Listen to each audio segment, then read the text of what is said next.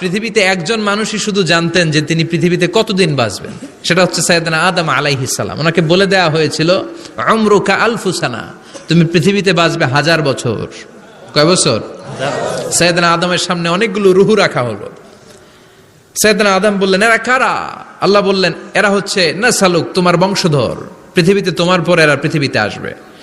সাইয়েদনা আদম বললেন, আল্লাহ ওই যে একটা রুহু দেখা যায়, এটার নাম কি? আল্লাহ বললেন, হাদা ইবনুকা দাউদ, এটা তোমার ছেলে দাউদ, সে দুনিয়াতে নবী হয়ে আসবে, তার ছেলে সুলাইমানও নবী হয়ে আসবে।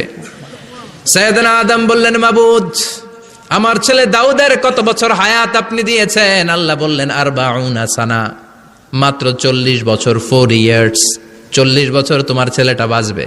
ও আল্লাহ, আমি বাঁচবো কয় বছর? তুমি বাঁচবা 1000 বছর। সুবহানাল্লাহ। সাইয়েদনা আদম বললেন, মাবুদ, এত ফুটফুটে সুন্দর আমার ছেলে দাউদ, মাত্র 40 বছর দিলেন কেন? জিদ মিন উমরিহি, বাড়ায়া দেন। কি করেন? সুপারিশ করতেছে পোলার লাইগা। কে? বাবা। আল্লাহ আপনি বাড়ায়া দেন। আল্লাহকে বাড়ানো যাবে না, লেখা হয়ে গেছে। রুফিআতিল আকলাম ওয়া জাফফাতিস সুহুফ, কলম তুলে নেওয়া হয়েছে আর কালি শুকায় গেছে, আর কিছু করা যাবে? সাইয়েদনা আদম বললেন, মাবুদ, আমার 1000 বছর কেন দিলেন?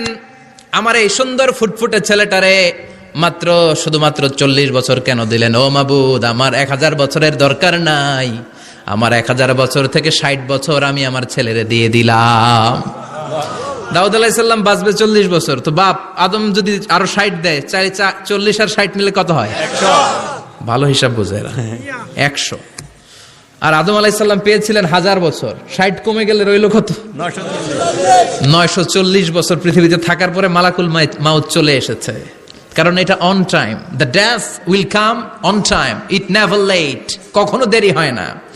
আল্লাহ বললেন, লিকুল্লি উম্মাতিন আজালুন ফাইযা জাআ আজালুহুম লা ইস্তাখিরুনা সাআতান ওয়া লা ইস্তাকদিমুন।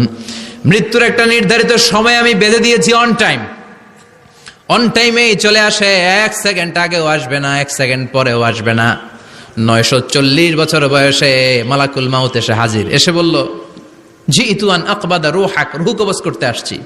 আদম আলাইহিস সালাম বললেন, রূহ কবজ করতে আসছো মানে? আমি বাঁচবো তো 1000 বছর। কয় বছর?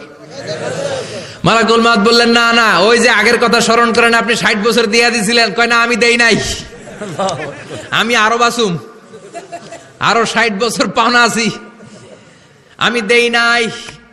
মালাকুল মাউত বললেন, আপনি দিয়েছেন? আদম বলে, দেই নাই। মালাকুল মাউত বলে, আল্লাহ ঘটনা দেখেন, দিয়া কয় দেই নাই। আল্লাহ কয়, থাক, কথা কইস না, আয়া পড়।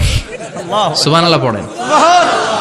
নাসিয়া আদম ফানাসিয়া বানু, ভুলে গেছেন উনি, আমরা ভুলে যাই, আমরা খেয়ে বলছি খাই নাই, নিছিলাম পকেটে, কয় নেই নাই। এরকম ডাকাইত আছে না নাই?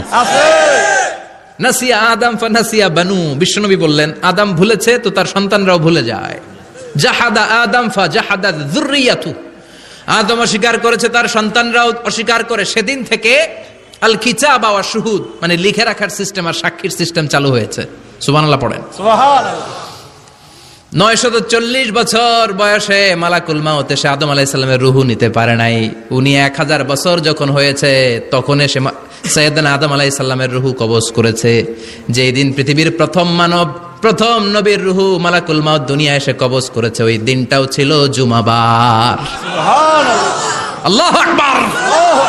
আবার বিশ্বনবী বললেন, লা তাকুমুস সাআহ ইল্লা ফি ইয়াউমিল জুমআহ ইযা যুলজিলাতিল আরদু জিলজালাহা ওয়া আখরাজাতিল আরদু আসকালাহা ইযা রুজ্জাতিল আরদু রাজ্জান ওয়া বুসাতিল জিবালু বাসসা।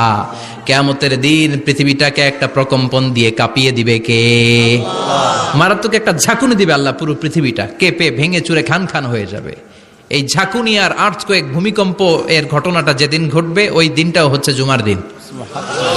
চিৎকার করে পড়েন সুবহানাল্লাহ। তপ্ত আমি পারবো না, আমার এই কথা বলো না, আজকে আল্লাহ বড্ড রেগে আছে, আমি পারবো না, তোমরা আল্লাহর নবী সাল্লাল্লাহু আলাইহি সাল্লামের কাছে যাও। কিয়ামতের ময়দানে মানুষগুলো পাগল পাড়া হয়ে আল্লাহর নবী ঈসা আলাইহিস সালামের কাছে যাবে, যে বলবে, নবী